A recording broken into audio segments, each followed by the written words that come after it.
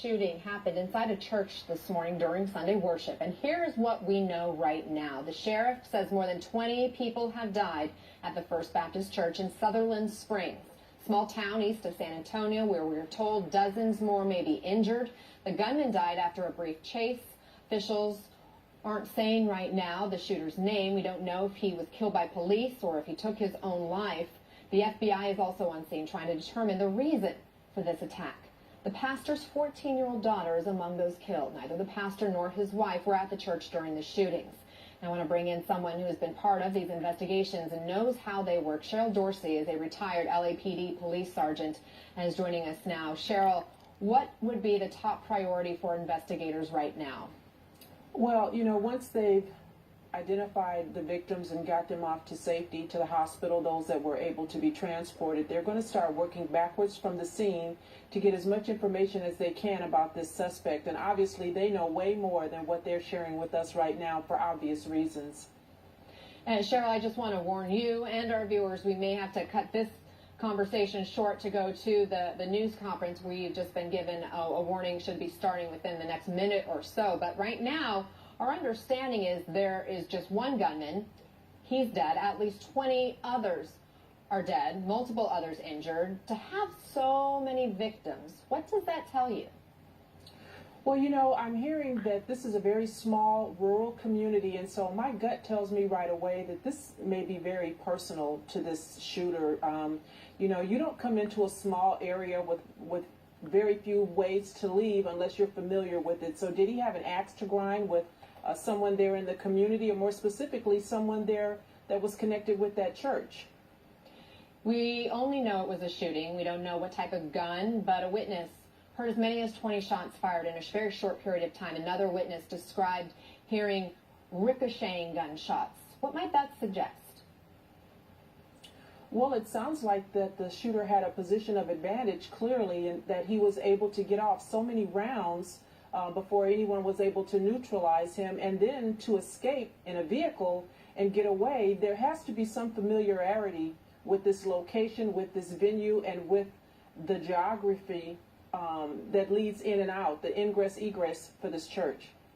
Witnesses say there are young families who would have been at this church service, including children who may be among the dead. In fact, we know at least one child was killed, a 14-year-old, the pastor's daughter. Does that tell you anything about the psyche of this killer to be able to open fire on children? Well, you know, isn't that what people do when they want to get attention? They try to go for the most shock value. And what's more shocking than catching someone off guard, catching someone who's in a vulnerable position, and then to slaughter innocent children and people who are most vulnerable? This is the kind of target that they go after to get the most maximum effect, right? Sergeant Dorsey, this church, we know, recorded its sermons. We actually were able to show our viewers a previous sermon, a recording from the church service that happened last weekend. We know they put some of these videos online. Well, it's pretty awful to think that this murder could have been videotaped. How crucial is this evidence? Well, it's going to be very helpful when the officers that are involved in this investigation try to unravel and backtrack, maybe seeing the suspect come into the venue, seeing where he may have secreted himself while worshipers were doing what they do. All of this is going to be very helpful. Now, understand that he's dead, but this will give some insight into what his mindset was and why this church on this day at this time. What are the key questions you want answered that we may get at this press conference? Well, it's too early, you know, to expect much to come out of it. And so the kinds of things that need to be asked and answered will probably come much later once we find out the identity of the suspect and his connection to that church and to those parishioners. What would you, I guess, when you're in an investigative position, when you are responding to a scene like this, we know that the immediate reaction is to make sure people are safe. But now we're about 6 hours into the investigation almost, because this happened about 11:30 local time. It's about 5:30 now local time there in Texas. What do you suppose investigators are doing at this point? Are they interviewing witnesses still? Would they be collecting gun shell casings? Help me understand that.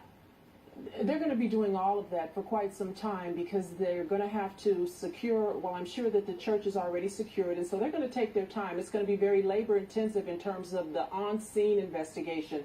And then not knowing how many people were in the church at the time of the shooting, they're going to have to question and interview each of those witnesses, and they're going to have to deal with some particular sensitivity, if you will, because some of these witnesses may very well be family members of the victims that lost their life. And so this is not anything that you want to rush through. And really at this point, there is no urgency about getting this investigation completed. You want to take your time, be thorough, and answer all of the questions that need to be answered.